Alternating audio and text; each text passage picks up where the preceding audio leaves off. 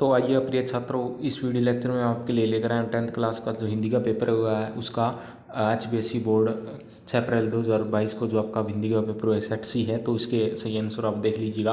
100% सही आंसर आपकी बार में लेकर आया हूँ। पिछले इंग्लिश का वीडियो बनाया तो उसके अंदर कुछ मिस्टेक होगी, उसके लिए माफ़ी चाहूँगा। जल्दी में हो जाता है ऐसा, लेकिन इस वीडियो में ऐसा नहीं होगा, आपको करेक्ट आंसर मिलेंगे। तो चैनल को सब्सक्राइब कर दीजिएगा। तो इसके अंदर होता है, जिस समास में पूर्व उत्तर पद दोनों समान हो तो उसे कहते हैं, उसे कौन सा समास, उसे द्वंद्व समास कहते हैं, उसे द्वंद्व समास कहते हैं। लेकिन इसके अंदर क्या है, खाली स्थान भरना है। इसके अंदर खाली स्थान भरना है, तो इसका 1 मिनट रुकिएगा। समान हो, ये इसका राइट आंसर हो जाएगा, समान हो। त्रिफला और क्या है, द्वार, तो इसका त्रिफला का अर्थ है जो विग्रह करना है, 3 फला, यानी कि जिसके 3 फल होते हैं, त्रिफला उसे कहते हैं। तो इसका विग्रह है द्वार, द्वार ही द्वार। त्रिफला 3 फलों का समूह है, जिसे कह सकते हैं हम त्रिफला, द्वार, द्वार ही द्वार। संधि के कितने भेद हैं, तो संधि के आपको 3 भेद है, स्वर संधि, विसर्ग संधि, व्यंजन संधि। नैन और संसार का संधि विच्छेद कीजिए, नए प्लस में अयन हो जाएगा, इसका क्या हो जाएगा, नए अयन, नए प्लस में अयन हो जाएगा। संसार का जो आपका संधि विच्छेद करना है, तो संसार का जो संधि विच्छेद वो होगा, तो संसार का संधि विच्छेद होगा सम प्लस में सार, सम प्लस में सार, संसार।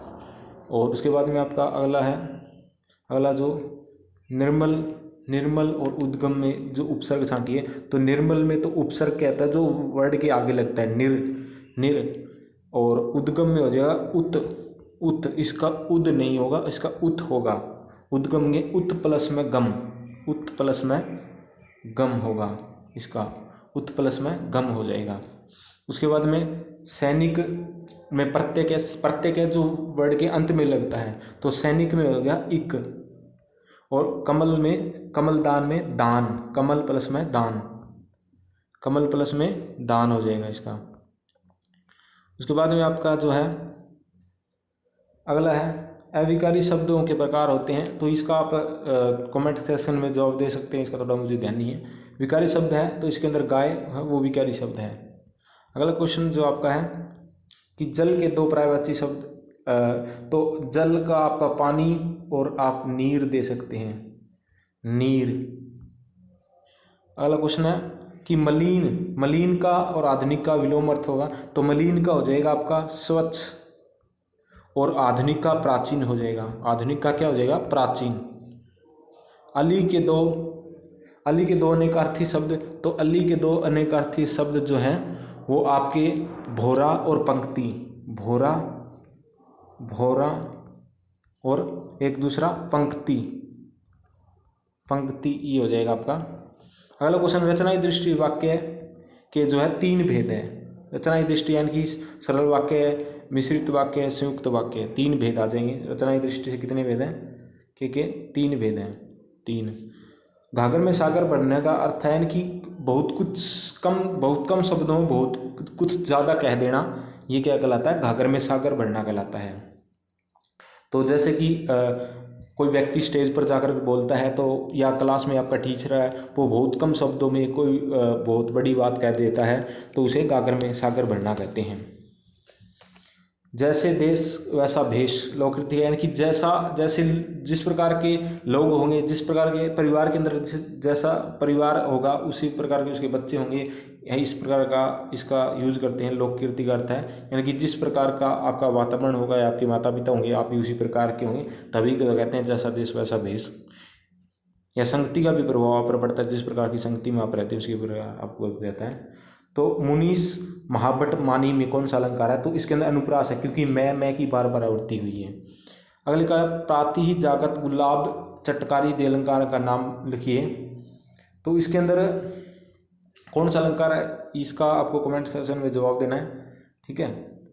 इसमें कौन सा अलंकार होगा ये आपको बताना है। अगला क्वेश्चन है कि अप्रसरसत स्नेह तग ते, यहाँ तगा का क्या अर्थ है, बंधन, इसका राइट आंसर हो जाएगा क्या, बंधन। उत्साह कविता में निदाक का क्या अर्थ है, निदाक का अर्थ है गर्मी, इसका राइट आंसर हो जाएगा। उसके बाद में अयम खंड में उन उख में, यहाँ अयम का क्या अर्थ है, खंड का बना हुआ। गोपियों के अनुसार योग शिक्षा कैसे मन के लोगों के लिए, चंचल जिनका मन है उनके लिए। कवि कवि ने सेवा में किसकी सुंदरता का वर्णन किया, तो श्री कृष्ण की। कौशिक सुनुमद यह बालकू, ये शब्द किसने कहे, तो ये परशुराम ने कहे। किसको कहे, लक्ष्मण को कहे थे। तो इसका राइट आंसर हो जाएगा परशुराम।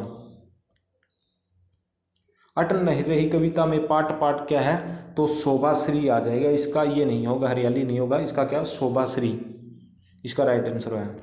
कन्यादान कविता में किसकी धुंधली प्रकाश की पाठिका का है, तो बेटी को कहा गया इसके अंदर।